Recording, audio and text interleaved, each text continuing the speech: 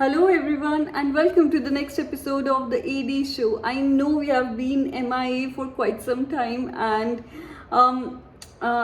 while we have been MIA, we still had been playing FPL like the true managers. So here we are. Here I am actually presenting to you what we did in game week 8. There's a lot that changed between game week 5, 6, 7. 7, we had the demise of the Queen, and we are deeply saddened by the demise. Moving on, again, game week 8. We use the wild card. While I've been totally against using the wild card so early in the game, but I think most of the FPL managers were using it. We also, when we evaluated the condition or the position we were at, for us, it was a wise decision, I would say, of using wildcard, because I think only we were playing, if we had not gone for a wildcard, we would have played with only 50 to 60% of our team's capacity, which is not an ideal scenario. I think Akshat, and thanks to Akshat, we played the wild card, because now we played with like the 100% of the capacity. I was able to get somewhere around 61 points off of this game week. Akshat got somewhere around 52 or 58. I'm not sure on the top of my mind, but that's using the wild card was, I'd say, the safest choice or the wisest decision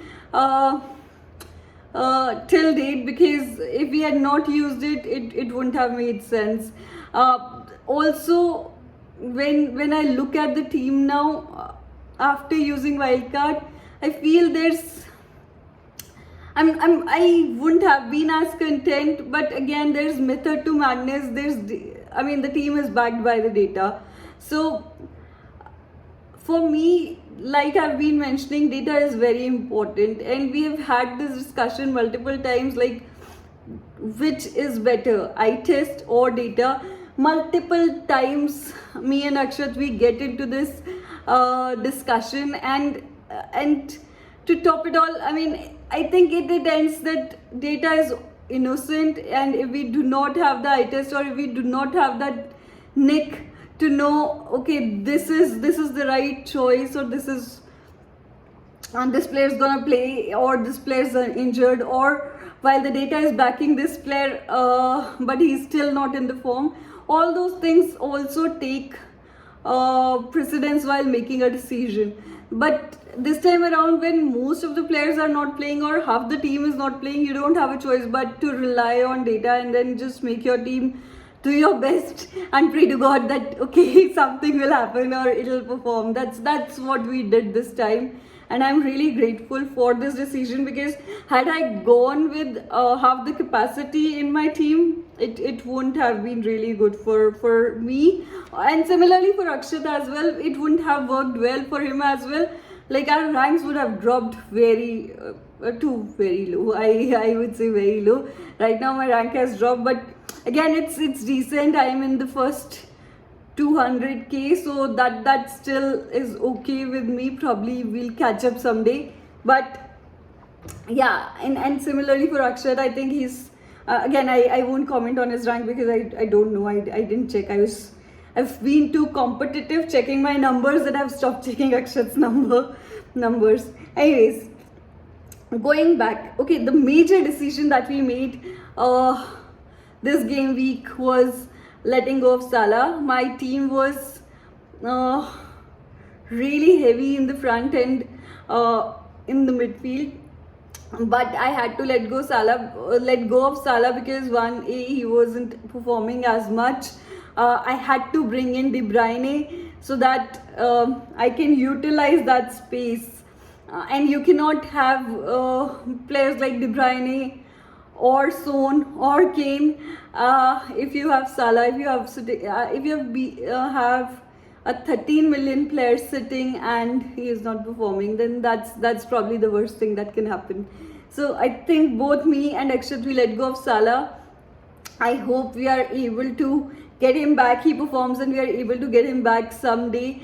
I know it's going to be very difficult making that change again, but let's see what happens. I mean, I've left it to God now. So a lot of changes basically. I let go of Sanchez. I brought in Pope instead.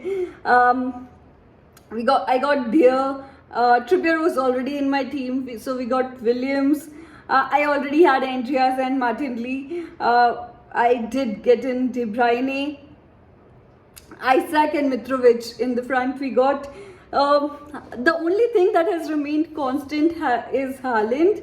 I think through the thick and thin, through all these game weeks, we have been able to manage captain Haaland, and that too because Akshat gave me that confidence during the start of the matches or this game week season that okay, Haaland is the player we should look out for.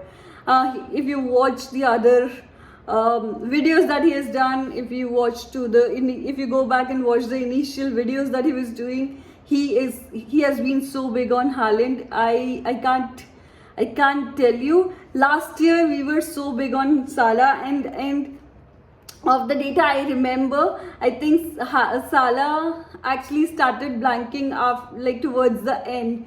But still, we were so afraid of not making him a captain. While I was not playing, but I was constantly in touch with Akshat, and we kept discussing this. This year around, I was dead sure that Salah is going to be my captain. But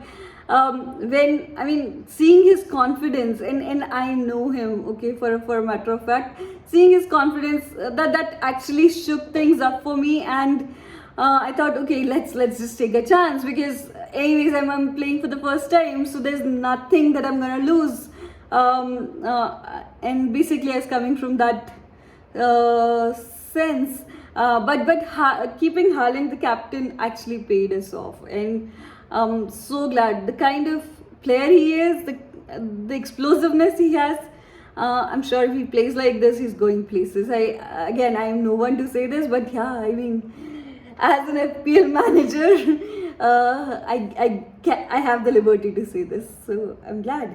And he's talking about Akshat's team, not a lot of changes. I mean, both of us had sort of the similar template, sort of the similar team, but the kind of changes that he made, he had to bring in Zuma and Odegaard. Isaac again, he brought in Mitrovic. I think he brought in Mitrovic, Pope, De Bruyne as well. Again, Haaland remains his captain, and yeah, that's about it basically for both our teams. It's the international break that's going on now, and we'll get to know what happens next. I really don't know. I'm like really afraid. If I have to go back to my original team, how would I do that? Because I did not want to play wildcard, and because of the same reason that if I have to go back to the original team, what will I do? But now because the data is backing all these players up, we'll have to figure out a way when we really want to go back to the original team, or if that's also for us to see if we really want to go back to the original team, or if we can just make some tweaks, some changes, and then continue with the momentum and grow at a steady pace, or race at a steady pace. That's the plan. I really don't know. If you have any suggestions or comments to share with us, we would love to hear from you. And yeah, that's it. Have a great time. We'll connect with you, or we'll have a different video for you during the coming game weeks, and we'll try not to be MIA going forward. Till then, see you. Ciao.